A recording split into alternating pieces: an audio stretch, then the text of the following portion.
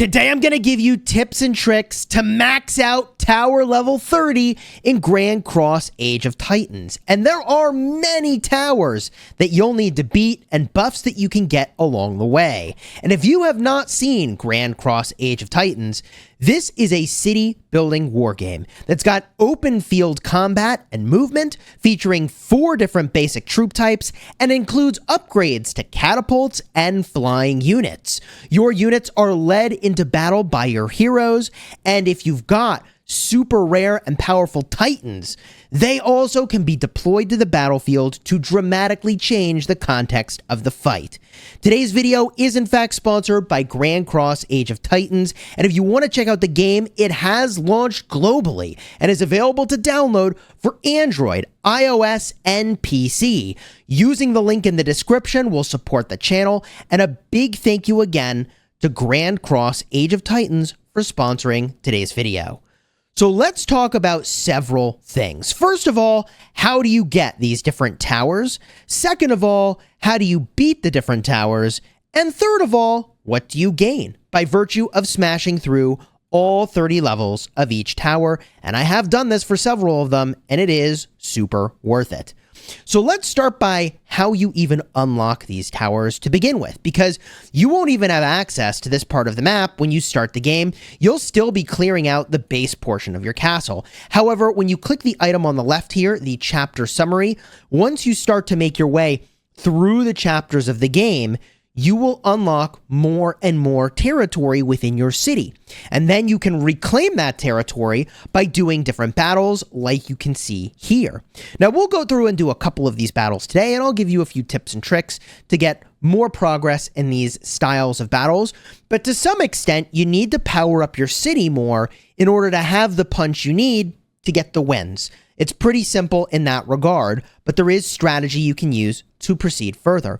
For example, you can see here, I'm not even enough combat power to rescue these particular T3 soldiers. So the game is already kind of telling me, hey, Chisgule, you're a little underpowered for this content, buddy. Now from here, let's talk about what you can get from actually completing these towers, because the rewards are pretty good. If I click into this particular tower called the Tower of Oppression, you can see here that each one has 30 floors, and you have to complete the previous floor to gain access to the next one, which makes sense. But as you go, you get buffs that will be deployed to you in the world. So damage dealt to monsters is good. All the way over here, I'm gaining archer attack. All the way over here, I'm gaining archer defense. So the point is that going and clearing these towers not only gives you rewards on each floor, okay? And those rewards are really cool. Look at this Viper Castle skin. Dude, I can get a castle skin and a core needed to restore Vice. Well, wait a minute. Vice, hold up. That's one of the Titans I was talking about earlier, isn't it? Let's get a look here. There's Vice, the uncommon Titan. So the point is that you really want to push your progression in these towers. I have done a bad job of that, although I've cleared 2 of them. And even the city themes can be very powerful. If we get a look here, one of the city themes I've already unlocked, the Jungle Temple, came from going through the towers. I cleared another tower and got the Ice Castle, which gives me some infantry hit points. So these towers have some very cool effects. Ooh, the Banyan Castle is 20% damage to monsters. Okay. Where is the one? Oh, Viper Castle. Oh, baby. 2% research speed? I have been sleeping on this. Wow. We need to get this done. Now, in order to get this done, there are several tips and tricks that can help you out tremendously. If we get a look at the Tower of Oppression, each tower has restrictions. There are restrictions to the types of heroes you can bring. So, for example, for this particular tower, you can only bring Knights of Heaven, the Besterman Academy, and the Lunolic Religion that can be deployed in this battle. So there's a limit to the number of heroes. I don't even know which ones those are, but they'll let you know when you go and you actually try to do this thing. And each tower has a support hero. So the support hero gives you extra bonuses. Endurance and stamina are vital to those who travel through the swamp. Use Claudia's powers to fend off monsters and the green goo of the swamp. You get 30% extra damage if you use Claudia. So like, yeah, I'm going to use Claudia. So let's go in and battle the Tower of oppression. And once I go into battle, you can see that I can set different troop placements. Each of these plus symbols is a place where I can deploy troops. So I'm going to go in and set these up, but how should I set them up? In my experience, you want some really tanky marches taking the majority of the damage from the enemy, and you also want some really good marches that do lots of damage, but are like not as tanky like your archers, protected by your frontline tanks. Now, don't worry if you lose. You have an unlimited number of attempts here, and you don't actually accumulate any hospital bill when you go and do this. So you're not actually taking any serious losses. And by the way, you do have skills that can be deployed over here that are also definitely helpful. Okay, so let's go in and set this up. I'm going to pick a tanky unit to go over here in front of this guy who looks like a boss, the giant Banyan Captain. I'm going to pick, ooh, this looks kind of nice, but I want my infantry, and I'm going to put Claudia here. Super punchy, super tanky combo. Boom, done, easy. From here, I kind of want another tanky-ish unit. I don't really have more high-tier infantry, which is a bit of a bummer. I can use carts. I'm going to go with the carts for now, but that's probably not the best choice, and I don't even have great hero choices. I'm going to go with what they're recommending in this instance. Over here, I want to deploy my cavalry. I don't even have that many cavalry hero options because of the map restrictions, and this, by the way, is a good signal that it's worth leveling up lots of different heroes of different troop types. And over here, I can finally get some marksmen, but I don't have a lot of heroes left. So I can deploy this hero. They are not going to do much for me. Even bringing infantry, it's like, doesn't matter. So I've got a flaw here in how I push through this tower because I haven't actually leveled up the heroes that I can use to push through the tower. The good news is that the game says you're likely to win with this strategy. So we're going to give this a shot. We're going to run these in. I'm going to use this ability over here, then this ability over here. You should use these abilities every single match. And I am actually just so overpowered for this level that I'm going to get an easy win. You can see why I said, wow, Chisquel, you just need to push on these towers. You're overpowered. So again, how do you get overpowered for these levels? Even if you don't set up in a particularly advantageous way, you can increase your percentage-based boosts. You can increase your hero strength by leveling up their skills and putting talents on them, increasing their level overall. And you can also get higher tiers of troops and more troops at all in order to go in and be in a good spot. Now, one trick here that you can do is you can make presets in order to not have to sort of compose your marches every single time you want to go in to do this. So definitely consider making some preset marches. As long as you just kind of go with the default, which is a little bit of what I'm doing here, it's less of a big deal. But if you are going to go in and do some customization of your marches every time, it's a lot easier if you have a preset for those marches. That way you can load in your saved presets. I'm going to run these guys over here, run my archers down over here. And I actually think I would need to push a lot of levels. Oh, Claudia, can you not get here? She blocked? Hold up. There we go. I think I would need to push a lot of levels here in order to actually get to a level that's significantly challenging. I get the win here. Easy. GG. And I think in general, I don't know, there have been times where I get stuck. And when I get stuck, if changing around the way that I've laid out my heroes doesn't get the job done, then just waiting until I've powered up more seems to work pretty well.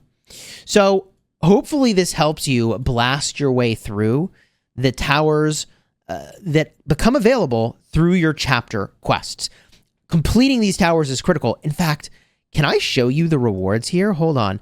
I actually want to get a look real quick. What's the city theme here? The Vampire Castle. Ooh.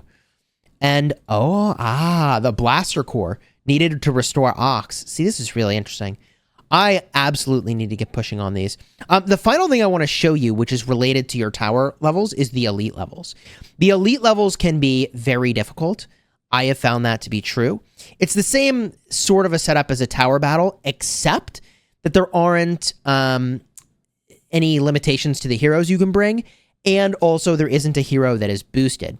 So now I can actually use some of my sort of regular battle combos if I wanted to. So for example, I could go in and load up some combos. Like I really like this cavalry preset, although, wow, you can see it's been a minute since I've actually changed around this preset, because now I have way more high-tier cavalry. Oh, that's really interesting. We'll confirm that. We'll drop it in here. As I mentioned, I really want infantry in the front. So I've probably got an infantry preset over here, although it might be a little out of date. It is. Oh, man. Ooh, that's a good one. Oh, wow. That's such a strong infantry preset. Okay. So Jeanette and Claudia, we'll go with this. Put in the swordsman. All right. Should have updated the preset. GG. From here, I'm going to use some ranged units, some marksmen, some archers. Let's get these guys together. Boom. Okay. And in this particular level, I can actually use 5. Count them, 5 pairs of heroes. So I'm going to go in and definitely take advantage of that. I suppose I can use carts over here. One thing that I think applies, but I don't know is true, is that I think these count as monsters because they're Banyans. So I think using heroes that have Banyan-related talents and hunting talents could be really good. Like, basically monster damage is good is what I'm trying to say. I think that is the case. I'm going to buff all these guys because I think that these are monsters. And I think I'm going to be in a good spot here. Doing nice damage. Oh, yeah. I'm going to beat this elite level, I think. I hope. Here we go. Looking very good here. Let's freaking go. Almost got it. I can send everybody to go fight this guy. And boom. Done deal. Okay, elite stage complete. Easy. And now, I believe, I'm on the verge of unlocking the final tower. We can do this together just so I can show it to you. I think this is the final tower. So let's get this done together. We're going to jam out the infantry combo that I did earlier. Easy peasy. Get Claudia in here. Boom. We're going to go with a cav combo. I think this is actually fine. Let's just run that. We're going to go over here, get a marksman combo, and I'm going to switch that up real quick. I'm going to get a cart combo because I've been using carts. I don't know that I necessarily should be, though. I'm actually not convinced this is the best strategy to use carts like this. And from here, I've got one march left. What do I want to do? I mean, I guess I could do more marksmen. Good enough for now. I think I'm going to beat this level pretty easily. And I can just run all these guys in because they're all in front of me. Okay, so I buff myself up. And we see how we do. Oh my gosh, they have a lot of catapults. I could be in trouble here. This is a lot of catapults. I don't think I've ever fought that many catapults. Holy cow. That is a lot of backline damage they're dealing. Good news is that once I get to the front, I clear through these front row guys pretty easily here. So now I'm going to push back into the back line. I'm just going to split my damage a little bit. And we're good to go. A couple things you need to know about these levels is that you don't actually have to have a certain amount of troops remaining. You just need to get the win. So as long as you can get to the finish line, you're good to go. In addition, there is a timer for the amount of time you have to complete the level. So as long as you fulfill that time obligation, you're good to go. So now we click the screen here. Boom. We've unlocked more stuff. And aha. We expand the territory. And now there's yet another tower to claim. This tower is the Flame Tower. It looks like Belle Moire is the support hero. And all the way up at the top, what are the rewards? Ooh, baby. What is this? The Red Dragon Castle theme. And the Electronic Core. Oh, man. Overall troop attack of 5% and 5% defense. Oh, man. These buffs are big, okay? So definitely get your towers done.